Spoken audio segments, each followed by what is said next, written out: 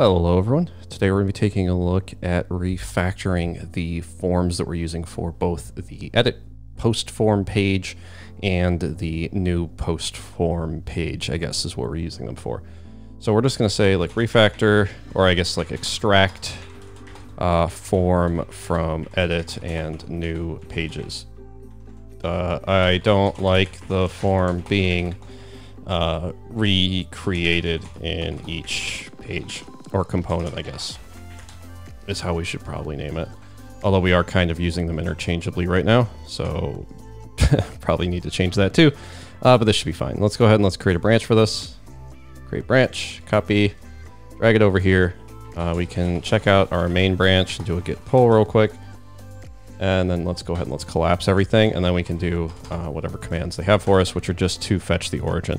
I just like keeping main updated in case you ever like check out from main without doing this step. You can run into that trap where you forget to like update your stuff, and it can just be a headache. So I always like to do the quick little main update before I fetch anything.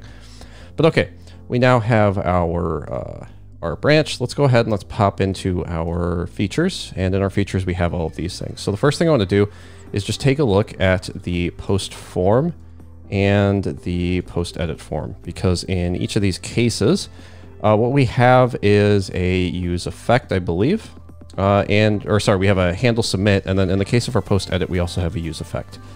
So these are two things we need to consider, how we're going to be passing these in. And then in each case, a lot of the if I collapse this, a lot of the actual form is going to be duplicated. Like pretty much all of this is the same. We're just maybe changing a little bit for like how the set post handles is handled on the on change. But aside from that, pretty much all of this is the same. So to extract these, I think a good place to start would be to just create a new file. We'll call this the postform.jsx. And then in the post form, we're going to need to, if we just come up here, we're going to need to use state. That's one thing we're going to need. And then we can go ahead and we can just say function new post form. We'll go ahead and we'll close this, and then we'll export the new post form right here. And then we're going to need to have some data that we're going to be using here. So let's go ahead and let's use the state. So we'll say const form data, set form data. This is going to be equal to a use state. And then in here, we can have our title and our body like that. But one thing to consider is if we get something passed in, we probably want to use that. So to pass stuff around, you've probably seen it before. You can just use your props. So we're going to say if this does get a post passed in, we'll use the post. Otherwise, we'll use this empty form data. So this will be good for us if we're in the situation where we pass in a this actually shouldn't be new post form. This should just be post form. I don't know why GitHub Copilot insists on trolling me. If we get a post passed into us, we want to use that post. Otherwise, if we're like, if we're on a new page, we just want to use the blank stuff. So that's fine. And then down here, after we do that, we want to return, and then whatever we have inside of this. So in this case, we want to just return our form. So let's start with a div. Go ahead and close this. Oops. There we go. And then in this, we'll do a h2 where we just say this needs to be the header text, which means we're going to have to pass in some header text as well. So let's go ahead and let's do that. We'll say header text. And then, yeah, that's fine. We'll leave it like that. We can then say this needs to have our form. So let's go ahead and let's actually just type form and hit tab just like that. And then in here, what we want to do is give this whatever we have in our other form, which is just a on submit, right? So we can just say on submit equals, and then this is actually going to have to be a e, and then we'll arrow function. And then in here, we'll do something like this, where we say e.prevent default, because that's the first thing we do in our handle submits in the other functions is our prevent default. And then after we do that, we can just call a function that is like on submit, and then we pass in the form data, because our form data is either going to be the new post data we have over here. We actually move this over here. In this case, we have the new post data, which is just our title and our body, which we have right here, or it's going to be the post that we've edited. In either case, this will work. But the on submit's going to be different depending on which one we're doing. We're either going to be creating a post or we're going to be updating a post. So what we can actually do is just pass in our on submit. So that gives us our on submit function, which we can then call, and that'll then go back up to like our post edit or our post new page, to run that function when we have to submit something, which will then go to the appropriate service. Next thing we want to do is just kind of grab everything in the form itself. So let's go ahead and let's do that. We'll expand this form. I'm actually going to move this up because this is going to drive me a little bit wonky. And then we'll paste all of this in. So we have our title input for the title. That's fine. We have a title here for our ID and a body here for that. And we're actually just going to change these IDs real quick, just so that they're like that. So it's a bit easier to read and understand what we're doing. Now for our value here, this actually needs to be the form data.title now. So we're cleaning up our code a bit, and then our form data.body. Instead of the on change for both of these being this, this set title or whatever, we're going to change these as well. So it's going to be a E, and then this is going to go to a set form data, which comes from our use state. And then we're just going to set the form data to be whatever this is. If I hit enter, it's going to be the title, and it's going to be the existing form data in this case. We're going to get rid of the required because we didn't have that originally. And then we'll go ahead and we'll close this. We can do something similar here for the body. Just go ahead and close or do this. And then we'll move these down so that we can still see these. So now we can see we have our on change for the title. It just grabs the title from the event.target.value and it uses the existing form data for the body. And then the body grabs the form data for the title and it uses the body from the event.target.value. We'll get rid of this required as well because we also didn't have that. And then down here for the submit button, we're going to use button text as the prop for that. The reason we're doing this is because it can either say create post or save post. And in this case, it can, vary depending on how our post gets handed to us. So we're just going to change this to button text, or we're going to add button text to this. Now we are getting an error here where it says post is missing in props validation for ESLint. So what we can actually do is we can import prop types. I'm not really sure the best way to handle this. This is just the way that I saw this solved. And then much like with TypeScript, you can come down below whatever, and you can just tell it like kind of what types it should expect here. So for our prop types, we have a post. So we'll say post. And then this is going to be a prop types.shape where it has a title that is a string and a body that is a string. And then we can do a comma, and then we can say on submit, or sorry, header text is a string that's required, on submit, and a button text just like that. So that'll work just fine. I'm not really sure about these as requireds, but we'll leave it like that. And then the last thing I think we needed was a post form.default props is equal to, and then in here we just have a post of null, so it's null by default. So this is kind of just a replacement for types up here, but that gets rid of our ESLint error, so that's fine. And now what I want to do, before we do anything else, we can just do an npm run test just to make sure, once again, everything's working as we expect it to. We haven't actually changed anything in our components, so we expect these to pass. But now what we're going to do is, instead of having all of these things over here, I'm going to move this back over. And I'm going to come into the new post form first, and we're going to go ahead and we're going to modify this. So instead of this entire thing right here, we're going to get rid of all of this. So this is going to go from 55 lines down to about 20 something. And then we're going to have a return for a post form, which does mean we have to include the post form. So say import, we want to import post form. But we also don't need to use state anymore because we're doing something else for that. So let's get rid of that.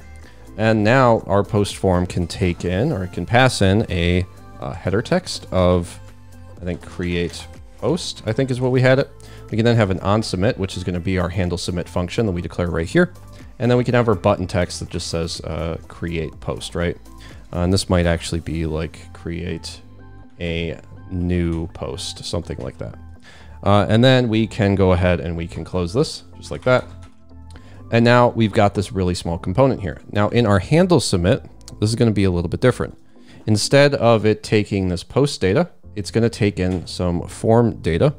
We still have our handle submit right here, but we probably want to finally come in here and rename this a bit. So we'll change this to handle create submit because it's creating a post. So we have our handle create submit, takes in our form data right here. And then instead of the prevent default, we don't need to do that because the form itself prevents default. We just have our form data, which means we just have to do a try where we await a create post. which takes in our form data. And then we can navigate to either a response.id, which would take us to the post itself, or we can navigate to the root of our application. It really depends on however you want to do this. So we can go ahead and we can leave it like this. We still have our catch right here, but now we're down to 27 lines in this. And now we can go ahead and run a npm run test real quick, and we can see when we run a test how these things are working. And we'll see right here we're getting some errors, but this is good because that means that our behavior has changed without us wanting it to change. So in this case, our errors are going to be unable to find an element role button in the name create post. We're going to have another one, which is the same thing. And we're going to have another one, which is the same thing. So if we now come in here, we can say, all right, we need to have an element with create post on it like this. And we can go ahead and run a npm run test again. Oops, run test again. And we can see our new post form test has passed. So we have the exact same behavior. We've just abstracted all of this out to a component, which is really cool. Now we can take this a step further and we can come into our post edit form and we can do pretty much the same thing. Now this is going to be a little bit longer, but we'll start by just getting rid of some of the stuff that we have in here. So we can get rid of the error and the loading. Now we have these three. We're going to leave our use effect here for now. We have our handle submit. We'll go ahead and we'll refactor that in a minute. And then we have our check to see if the post exists. So that's all fine. Well, let's go ahead and let's change this return to be just a form component again. So say post form. And then that means we do need to import our post form. So say import post form from wherever. And then what we can do is we can say, all right, our post form needs to take in a couple things, right? So the first thing it needs to take in is our post itself, because we can't just rely on it being null this time like we did last time, because in our post form, we said one of the default props is just a null post. So we have our post. We can then say on submit is going to be equal to our handle edit, or maybe we'll say handle update submit, right? Which means we have to change the name of this function to handle update submit. Then we can say the header text is going to be edit post and the button text is going to be update post. And then we can go ahead and close this. So that takes us down to 56 lines, which is pretty good. Let's go ahead and let's run a npm run test real quick just to see what happens. So we'll expect our post edit form to fail this time instead of the other one. We can see here set loading is not defined because in our use effect we had these set loadings. Now I'm going to go ahead and get rid of these because we really weren't using those for anything. And then we'll come in here and we should actually be good with this. We'll go ahead, we'll refresh, we'll run our tests again. And now we can see we have two failed tests actually. And these are both going to be for our get by text because we had this set to save. But of course we're not using save here. We're actually using update post as our text. So let's come into our test. I think this is a good place to actually change the test itself. And then let's do a control F for the word save. We only have 2 instances of it, so it should be pretty easy. We'll just put in the words update post instead. Go ahead and save those. And then we can run our test again to see how we're doing. So we'll run this. It'll go through here. It'll say we have 1 failed or 2 failed. So the reason why we're getting these, in this case, it's actually going to be up here, is because of our handle or e.prevent default that we're doing in here. Because remember, in our original new post form, we said our post form itself does the e.prevent default. So when this takes in the form data, we just have to change how that behavior works a bit, right? So let's come into our handle update submit. So in our handle update submit, we no longer need to do any of this stuff. We can change the E here to just be form data again. And then we can copy this. This update post now needs to just be form data instead. We can then navigate to our ID and have our error handling, and that'll work just fine. So now if we come over to our terminal again, we can run a npm run test, just like before. We'll run this, and then we'll see all of our tests are passing. So we have effectively the same behavior, but with a lot less, repetition in our forms. Let's just real quick go ahead and do a pwd to get our current directory. We can then copy this, paste it over here, do a cd to that directory, and then I'm just going to do a Rails S in our directory right here, and then I'm going to do an npm run dev over here. So this will start up our server. Let me click in my browser so it actually opens this in the right place, and we can see here we have the same behavior we had before. Just everything's been broken out. We have our tests and everything seems to be working just fine. So let's go ahead and let's click create new post. Say, hello, this was tested. And we can say create post. We can scroll down, we can see that was created just fine. This was tested. We can click on edit, say hello 2, this was tested, and we can see hello 2 is now in here. So all of this is still working just like we would expect it to. It's just now we're actually, you know, testing all of this stuff. Now there's still some stuff on the Rails backend that we do have to deal with, like our unpermitted parameters. But for now, I think this is fine. So let's go ahead and let's stop our servers again. And then we'll come in here and we'll say get status. Now we do expect a couple of files to have changed here because we did create our new post, or sorry, our post form, and we did modify our new post and our edit post form, and we also changed those lines in our post edit form text. So let's just do a npm run coverage real quick.